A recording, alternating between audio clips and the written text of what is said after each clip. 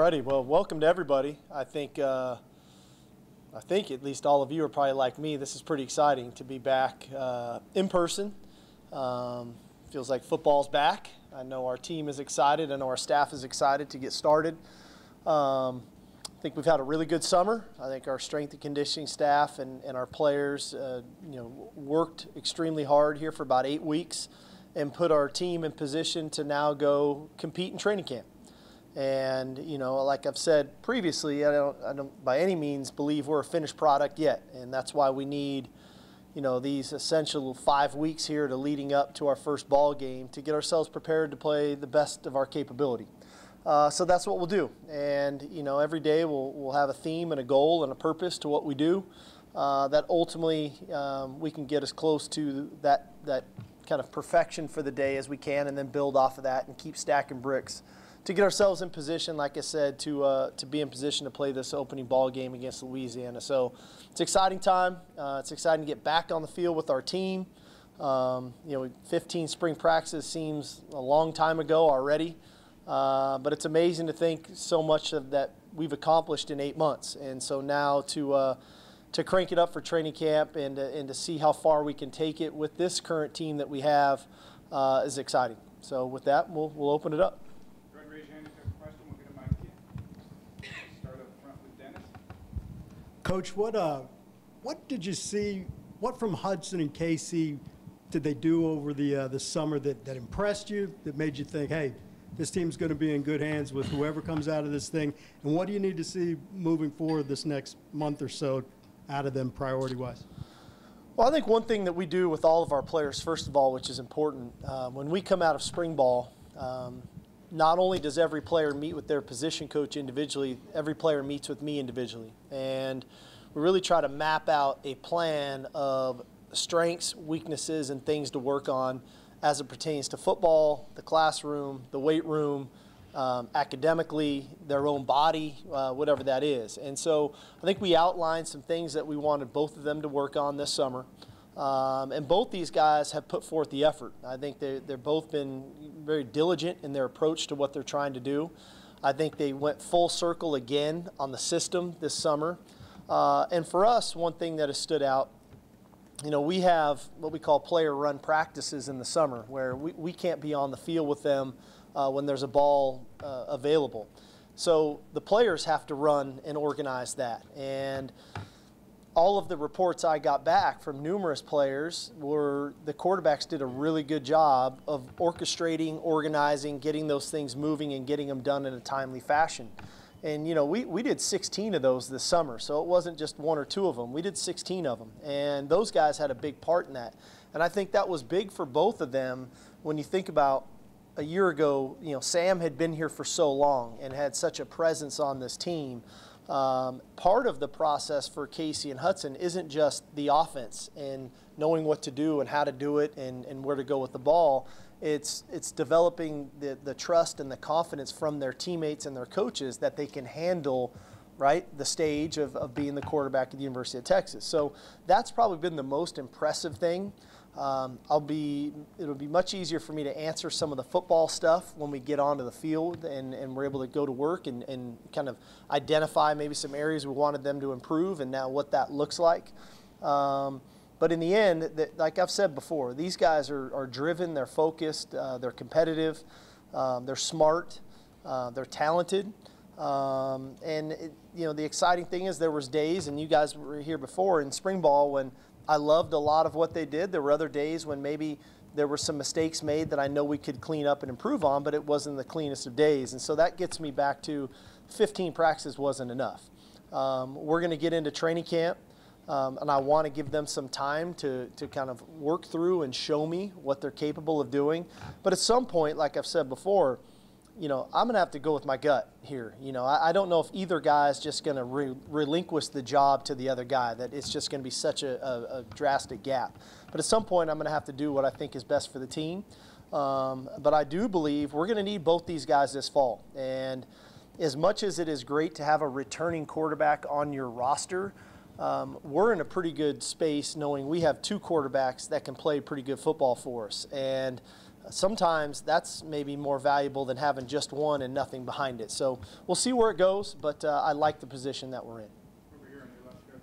Kirk, go ahead. Yeah, Kirk Bowles from Austin American. Hey, Kurt. Hey, we'd like to get your general thoughts on the SEC, and I know it's 2 years or more away, but to contend at that level and to be an elite in the Big 12, are the offensive and defensive lines probably the primary areas where you feel like the team needs bolstering? Yeah, well, I think, first of all, regarding the SEC, I think one, they've got a great deal of trust and faith in our leadership here at the University of Texas. And President Hartzell, Chris Del Conte, in their process of navigating this move, I've got a great deal of faith in them. And, I think it was, 10 days or so, 2 weeks ago when all this started to come out, I think that the job that Chris has done in getting all of the head coaches here together and letting them know this was the path, this was the journey we were going to be on, I really appreciate that. And, because they didn't owe that to us, but including us, once that kind of broke, I thought was a really big deal. All that being said, the SEC is a tremendous football conference. There's definitely big people, there's talented people, there's good coaches. And so that's something, when we get to that point, we'll worry about. But quite frankly, just as we touched on with the team, we've got a lot of unfinished business here in the Big 12 that we want to make sure we take care of. And this year is the start of it. And so that's really where our focus is. I don't know the timetable of what this other thing's looking like. What I do know is, we're playing Louisiana September 4th. We've got a Big 12 schedule that is very challenging, that we have to make sure that we're prepared to play every Saturday and make sure that we're putting ourselves in position and in the right position late into November where we're competing for a conference championship. In the middle, Ed. Coach, in a perfect scenario, how many touches would Bijan get during a game? If you could put a number on that. That's I always say relatively around 20. There's going to be games when he touches the ball upwards to 30. That's just the nature of it. And there's going to be games when maybe it's closer to 13 to 15. Every game takes on a life of its own. But if we can put a ballpark in that 18 to 22 range, roughly 20 touches a game, that puts us in a good position, I think, as a team, as an offense, and that still allows opportunity for other players to do what they want to do and what they can do to help our team. But clearly he's a very talented player, and I think one of the things that I've learned over my career, sometimes really good runners, they can go 3, 4, 7, 8, 9 carries, and it may not look very pretty. It may be 8 carries and 20-something yards, and you're like, well, they're stifling the good runner, whatever that is. But those really good ones, it only takes 1, and then it's 2, and then it's 3, and next thing you know, he's got 15 carries for 140 yards. So you have to give those really good players those opportunities to feel runs, to assess it. Maybe it's a different scheme they're playing on defense than we prepared for. So I think opportunity is a realistic approach when I think about Bijan. I don't necessarily put a number on it. Is he getting enough opportunities based on the flow of the game, right, and the personality that game is taking on. So we'd be remiss not to get him the ball, so we'll be sure that he gets the necessary touches to make him the best player he can be, but also not to sacrifice what we want to do with some of the other guys on our offense. Back here on your left, Chuck. Chuck Carlton, Dallas Morning News. Hey, Chuck. Thanks for stealing my question. But on the quarterbacks, and you've obviously developed a reputation going back over decades, but are you looking more for a quarterback who makes the big plays when you're evaluating it, or a quarterback who avoids the big mistakes, or are there other factors that you're looking at? I want both. I'm a little greedy when it comes to quarterback play, and I don't think that I'm much different than most coaches, right? You like the quarterback that minimizes mistakes, understands the value of the football, and keeping that football in our possession, but also takes advantage of the big play potential and the opportunities down the field. So there's a real balance there, right? And historically, we've tried to train our quarterbacks that way, and they've played at a high level. But I think there's a lot more to it. I look at a lot of who consistently can move the team, right? Who can move the team. And sometimes, you've got an 8-play drive. Well, we might only throw the ball twice, but those 2 passes could have been on third down, critical third down conversions, and it might not be the sexy play. It might be a 6-yard slant completion that extends the drive, that gives Bijan that opportunity to do what he wants to do, or Roshan or whomever. So I think there's part of that. I think there's part of taking care of the football. I think there's part of it is time management and understanding the clock and what we're trying to do in the drive. I think there's really understanding the special situations within the game, right? The 2-minute, the 4-minute, the red zone, the goal line, the short yardage, the backed up, the sudden change. I mean, there's a lot that goes into it. And so, you know, I'm really trying to find the complete player. And it's our job to develop the complete player, but it's also, you know, who feels comfortable playing that style of play is going to be something that I'm looking for. Coach Jeff Jones, KVU. Hey, Jeff. Hey there. Every day has a different theme, a goal, a purpose. Day one, what's the theme, goal, purpose, and how do you unveil that to the team? Well, I think that the biggest key is this. You know, generally in training camp, everybody comes out and is excited. Everybody's fresh. Everybody feels good, right? Everybody's at a point. And what I really want to get done in day one is this is really our 4th time now of installing the same plays on offense, defense, and special teams for day one. We did it in winter conditioning. We did it in spring ball. We did it in summer. And now we're doing it in fall camp. And part of it is I want to see retention, right? This is 4th time through for the veterans. This is 2nd time through for anybody that showed up this summer. So retention and how we should have really minimal mistakes, right? Whether it's, you know, running the wrong route, you know, playing the wrong coverage, using the wrong technique, the wrong blocking scheme. So I really would like to see a pretty clean first practice, quite frankly. I think our energy is going to be good. Everybody's going to be excited. Everybody flying around first day out. But it's how clean can we be, right? Can we really minimize those mental errors in a day one practice that we should have a really pretty good understanding of what we're trying to do. And then that starts, right? That lays the foundation, and then we build from there. Mark Rosner, Associated Press. Pleasure. You mentioned you have enough to worry about with the Big 12, not the SEC. Is there a message you need to give your players about the reaction of fans on the road, how nasty it could get, you know, schools that are mad? Well, I think, you know, clearly, you know, I didn't take this job blind. And when you take a job at the University of Texas, you know, we're everybody's biggest game, right? We got to recognize the elephant in the room. And that you know, anytime you're going to play the University of Texas, it's every team's biggest game of the year. But, you know, clearly I think coming out of this and the talk of what's happened, our bullseye got a little bit bigger. And we can't be naive to that, but we also can't put so much emphasis into that we don't focus on ourselves and do what's necessary for us to have success. So it's one thing to recognize the situation we're in, and then it's another to put it to the side and go to work and put forth what's our best effort moving forward. And we can't get caught up. And I think it's a great example for us to, you know, minimize and eliminate the distractions. And fans are a distraction. Weather's a distraction. The field surface is a distraction. And we need to focus on us and the task at hand and what we're trying to get accomplished. And, you know, whether it's loud crowd noise, whether it's yelling at us on the bench, whether it's a horns down signal, all those things are really irrelevant to our ability to execute and succeed at a really high level. And so that's what we're trying to instill in our team. And so this actually gives us another really cool opportunity to reinforce those thoughts that we've already started in our program over the last 8 months.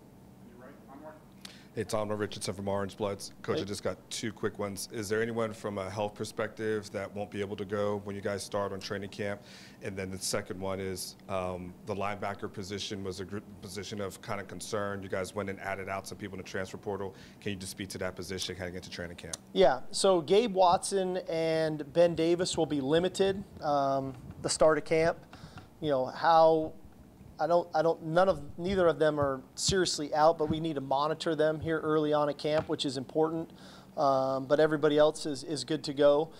The linebacker position actually is pretty deep for us now. I think we've done a really good job of solidifying a position not only on defense, but also on special teams. And generally your special teams are made up of a lot of those linebacker body types. And so, you know, when getting DeMarvion back, healthy, him rocking and rolling, at the addition of a Devin Richardson, the addition of a Ben Davis and Ovi to go along with the ascension of a Luke Brockmeyer, a Jalen Ford, a David Benda, and I'm leaving a couple guys out, I'm sure, but the reality of it is it became a pretty deep position.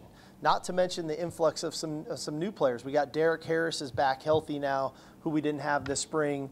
We got Terrence Brooks now. I mean, we got some pretty cool people coming in that it's created really cool depth. It's created great competition, which ultimately this program thrives on, is that competition to drive each other to perform at a really high level.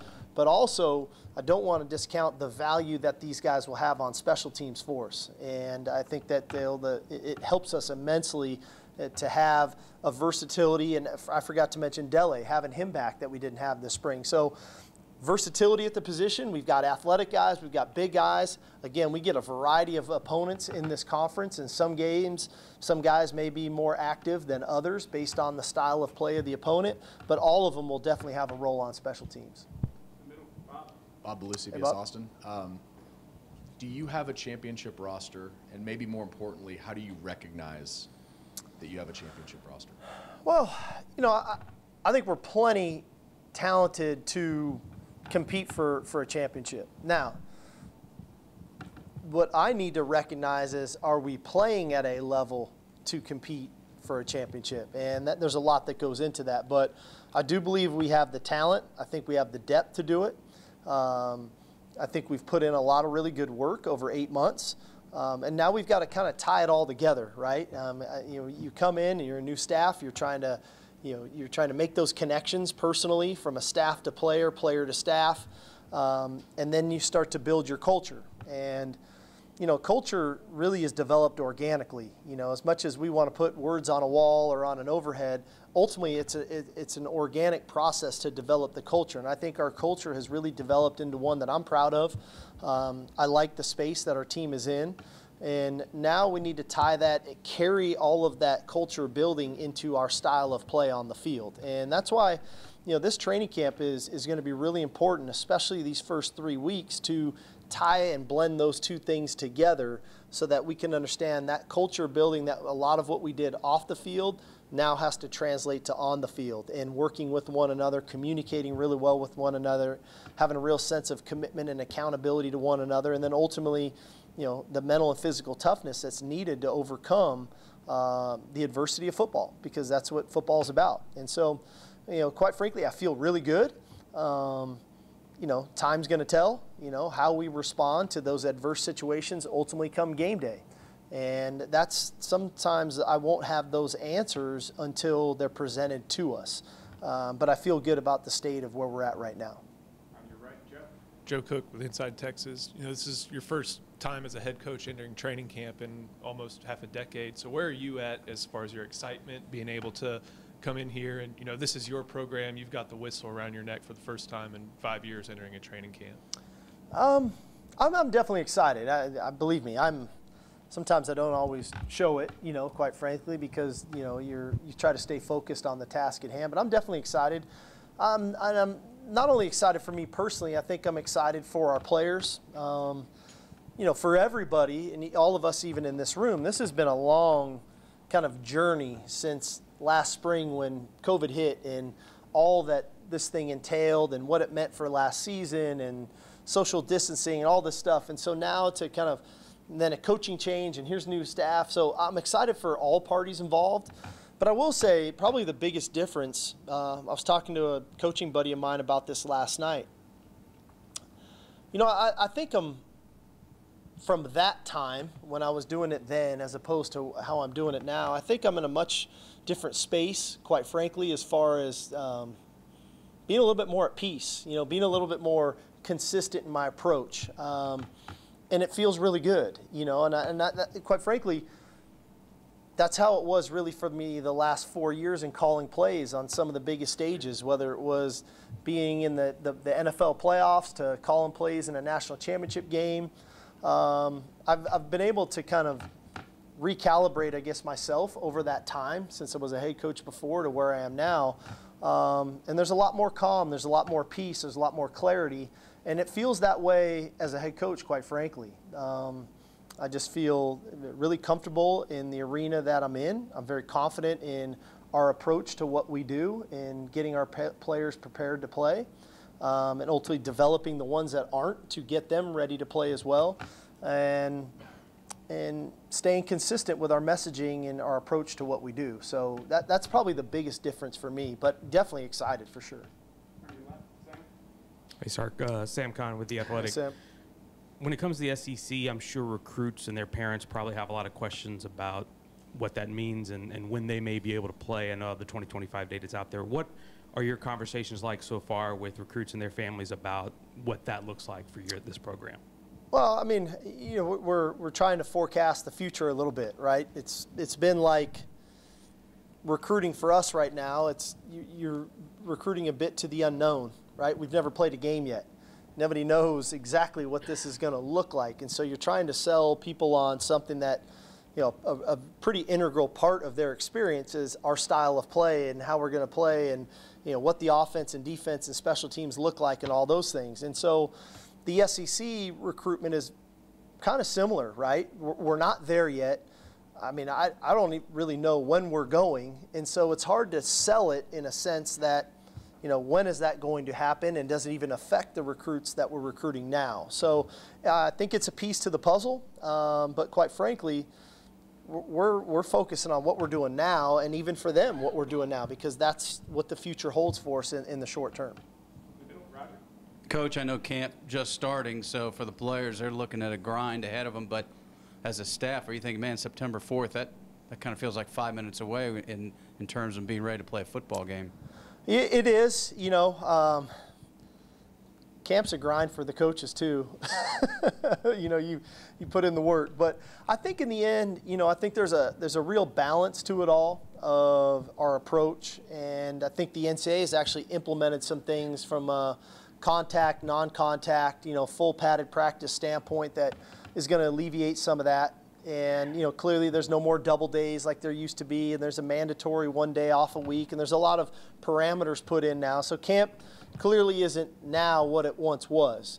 But what I do know is we're racing against the clock, right, as a staff. And, you know, as I touched on at media days, you know, we're really going to start on Louisiana about a week and a half or so, almost 2 weeks out from that opening kickoff. So camp, in my mind, is really about a 3-week-long window, just about. And then we're going to start to make that transition to game plan and you know, game prep. And so, you know, we're racing against the clock, and we've got to get as many guys as we can functioning at a really high level, where they're confident and comfortable and operating with a real belief in themselves and a belief in the schemes and their teammates to perform at a high level. So that's part of the process. That's what you love, you know, is if you can keep improving and keep bringing guys along, that you're making those necessary strides to put yourself in position for quality game prep for that first game. Hey, Steve. Chris Tavares, KXAN News. Hey, Chris. 2 questions for you. One is just kind of what's the schedule for camp starting out? What are you planning on the days looking like? And then secondly, this is your 3rd head coaching job. You've been at Washington and then USC. You've done everything but play a season here at Texas, which is kind of a big deal. But what have you seen makes Texas different from other programs in the country and in places where you've been a head coach, especially like USC, where it is kind of seen as the same elite of the elite in college football? You know, I think the one thing you guys will find out, our practice times really vary throughout camp. I think it's important to try to break up a little bit of the monotony of training camp, where it's not just the same time every day and it's like Groundhog Day. So we try to break it up. We'll practice, you know, tomorrow night at 6:30. Saturday we'll practice at 3:30. There's going to be days we practice at 9:45 in the morning. So we try to keep that kind of moving.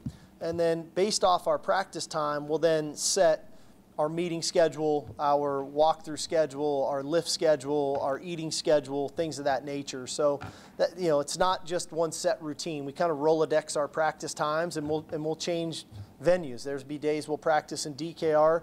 There'll be days we practice up in Denius. There'll be days we're in the bubble. So we try to keep keep them kind of on their toes a bit that way, but none of which will be a surprise, all of which will be planned out, and it's already planned out for us that way accordingly. Clearly, this is, you know, the premier jobs in America, and, you know, I'm blessed and fortunate to have had 3 tremendous jobs in my career at the University of Washington, University of Southern California, and now the University of Texas, all of which, you know, hold true to their history and tradition of their own school, and they all have their fan support and donors and game day experiences and things of that nature. I would probably say that the biggest thing for me that I see different than those 2 places, all 3 of which were in metropolitan areas, right? Washington in Seattle, USC in Los Angeles, and now University of Texas in Austin. We never hear, there's not that competition from pro sports, right? Where in Seattle, you know, you had the Seahawks, right? You had the Mariners, you know, you had that kind of faction, and even the Sounders at that time were really rolling. Obviously in Los Angeles, you had the Dodgers, you know, you had the Angels, you have the Lakers, you have the Clippers, you have the Kings, you have all that. So there was always that competition of the support and what it looked like. And here, for the amount of people that there are, and I'm fired up for Austin FC, believe me, you know, I'm fired up. But the reality of it is we're kind of that team, and we don't really have those competitors that way. And I hate to call them competitors, but really everybody here loves the Longhorns, you know. So as a head coach, as much as I met people, were greeted by people, and developed relationships with people at those other 2 places, very rarely do I go anywhere now and somebody doesn't reference the Longhorns when I'm in Austin, Texas. And it's unbelievable. I love it. It's great that we have that much support, that so many people are, you know, hold the Longhorns so near and dear to their heart here in Austin. I think just gives you a bit of a college town feel in a relatively metropolitan area, if that makes sense. Hi, Coach. Steph Manasara with Spectrum News. How are you? Good. How are you? You mentioned, you know, mental adversity and everything we've seen play out this past week with the Olympics and Simone Biles. I'm curious about, do you guys have sports psychologists, or what resources do you offer the players so that they can come out on, you know, a weekly basis and compete at their best? Yeah, we have an extensive sports psychologist kind of program, in essence, if you want to call it that. You know, mental health is a real issue. I'm going to get on a soapbox here for a minute, so I apologize if that's going to steal anyone else's questions. But so back in the day, you know, athletes, whether they were, you know, Division I high-profile athletes or professional athletes for that matter, or Olympians, they may do an interview. They may open up the newspaper and read an article. They may even turn on the evening news and see a snippet. And that was really it. And all of the opinions of everybody else were left for the water cooler at work. That's where all those opinions got formed, and that's where they got shared, and whether they liked or disliked or agreed or disagreed, whatever that was, that's where all of those opinions got shared. The athletes never heard that, good and bad. So they never got really too high, they never got too low. Well, with the evolution of social media, all of that water cooler talk now is directed directly at the athlete, the coach, the whatever they are. So they're hearing the good and the bad much more than they ever did historically in sport. And they can't find an avenue essentially to defend themselves in a way that never feels comfortable for them. So they harbor all of these feelings and they don't know what to do with them. And I think for us in the sporting world, it's taken us some time to actually recognize that they're dealing with much more inside than maybe we gave them credit for, because we see all the muscles, we see the speed, we see how big, how fast, how strong, but the heart really is kind of the same size. That really hasn't changed over time. And so I think just having a better awareness on our end, really addressing it with them, and understanding that whether you're a Division I football player, a high school football player, a gymnast, a Major League Baseball player, it's a lot. You know, there's a lot on them, and we have to recognize that, and we definitely have to make sure we've got the mechanisms in place to support them. Time for a couple last ones. On your right, Connor. Hey, Coach. Obviously, COVID is still here. I'm just kind of curious as to what kind of safety precautions that you guys plan to take in training camp, and what kind of testing you guys will do as well. Yeah, I feel good that you know, we're over 90% vaccinated, which I think is a positive on our team. And you know, hopefully, you know, we can keep, you know, getting ourselves closer to 100%, because inevitably we're all just trying to protect one another. You know, the reality of it is, you know, the CDC and the guidelines that are in place are going to be important. But probably the bigger thing for us is that the biggest shift right now is going to be, you know, when school starts here on the 25th, 40,000 students are coming back on our campus. And in-person classes are beginning. So we went a year of meeting on Zoom and different things, and you know, our players going to class on Zoom. Now they're getting put in an arena of people that are around them that they don't know what they were doing the night before or who they were hanging out with. And so we have to be cognizant of that, not only to get the virus, but also potentially to get contact traced. And so we're really just trying to be mindful of our spacing with the people that are around us. We're trying to be mindful of if we are going to be in close contact with people that we don't know. We're encouraging masks if they're going to class. It's not mandatory, but we are encouraging that. But at the end of the day, you know, the testing for non-vaccinated, you know, players on our team will continue. And that's just to be mindful of them, quite frankly, as well as the other players and staff on our team. Time for two last ones. On the left, Jeff. You mentioned it's not your first rodeo and kind of the challenges, but as you start, how comfortable are you in terms of, do you feel you have addressed everything you want to address that you can address up to this point, or do you still feel like you've got a to-do list that's like as long as the CBS receipt?